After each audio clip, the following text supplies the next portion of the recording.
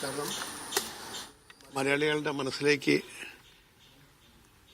എന്നും തെളിഞ്ഞു നിൽക്കുന്നൊരു മുഖമാണ് സലീം കുമാർ എന്ന് പറയുന്നത്. അത് ഏത് രാഷ്ട്രീയ രംഗത്തായാലും സാമൂഹ്യ പ്രവർത്തന രംഗത്തായാലും സിനിമയിലായാലും ഒക്കെ തന്നെ മലയാളിയുടെ മനസ്സിൽ തെളിഞ്ഞു നിൽക്കുന്ന വ്യക്തമായ ഒരു കാഴ്ചപ്പാടുള്ളൊരു വ്യക്തിത്വമായിരുന്നു സലീം കുമാറിന്.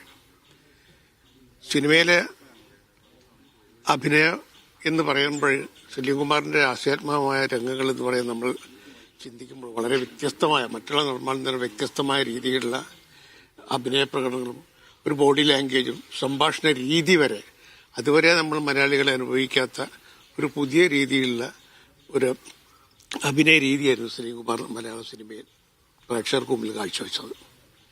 അദ്ദേഹത്തിന്റെ വിയോഗം എന്ന് പറയുമ്പോൾ സത്യത്തിൽ നമുക്ക് എല്ലാവരും പറയുന്ന പോലെ തന്നെ എപ്പോഴും പറയുന്നൊരു വാക്കാണെങ്കിൽ വലിയൊരു നഷ്ടം തന്നെയാണിത്.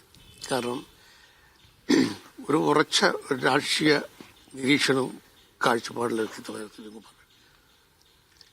ഇപ്പോൾ ഈ കഴിഞ്ഞ നിയമസഭാ ഇലക്ഷനിൽ തന്നെ അതുമായിട്ട് ബന്ധപ്പെട്ട് UDFന്റെ പ്രചരണമായിട്ട് ബന്ധപ്പെട്ട് അദ്ദേഹം ഞാനും 2-3 വേദികൾ കോഴിക്കോടുണ്ടായിരുന്നു. ലാസ്റ്റ് കൊയിലാണ്ടി വെച്ചായിരുന്നു ഞങ്ങൾ തമ്മിൽ കണ്ട് പിരിഞ്ഞത്.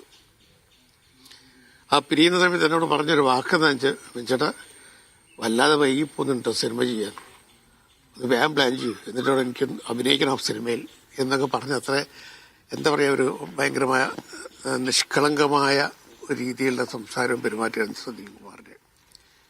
എൻ്റെ 2 സിനിമകളിലാണ് അദ്ദേഹം അഭിനയിച്ചിരിക്കുന്നത്. അഞ്ചര കല്യാണം, പിന്നെ മകന്റെ അച്ഛൻ എന്ന് പറയുന്ന സിനിമകളിലാണ്. നമ്മൾ അദ്ദേഹത്തിന്റെ അഭിനയ രീതികളെ കുറിച്ച് വിശകലനം ചെയ്യുമ്പോൾ നമുക്ക് അത്ഭുതപ്പെടുത്തുന്നതാണ് ആദാമിന്റെ മകൻ അബു, അച്ഛൻ ഉറങ്ങാത്ത വീട് എന്ന സിനിമകളിൽ അഭിനയം. കാരണം ഒരു ഹാസ്യ നടനായിട്ടല്ലായിരുന്നു അദ്ദേഹത്തിന്റെ സിനിമയിലെ സിനിമയിലുള്ള ഒരു നീക്കങ്ങളും അഭിനയ രീതികളൊക്കെ തന്നെ ചിരിപ്പിക്കുന്നതോടൊപ്പം തന്നെ നമ്മളെ കണ്ണു നിറഞ്ഞ് ചിന്തിപ്പിക്കാനും അദ്ദേഹം പല സിനിമകളിലൂടെ ശ്രമിച്ചിട്ടുണ്ട്. പിന്നെ അതിലുപരിയായിട്ട് അദ്ദേഹം വളരെ നിഷ്കളങ്കനായ ഒരു മനുഷ്യനായിരുന്നു, വ്യക്തിത്വമായിരുന്നു.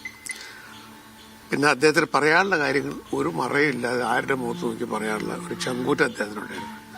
രാഷ്ട്രീയ രംഗത്തായാലും സിനിമാ രംഗത്തായാലും. പിന്നെ നമ്മൾ എന്നും കാണുന്ന ആ ചിരി എന്ന് പറഞ്ഞ് അത് ഹൃദയത്തിൽ നിന്ന് വരുന്ന ഒരു ചിരിയായിരുന്നു സലീം കുമാറിന്റെ. ഒരിക്കലും ആർട്ടിഫിഷ്യൽ ആയിരുന്നില്ല.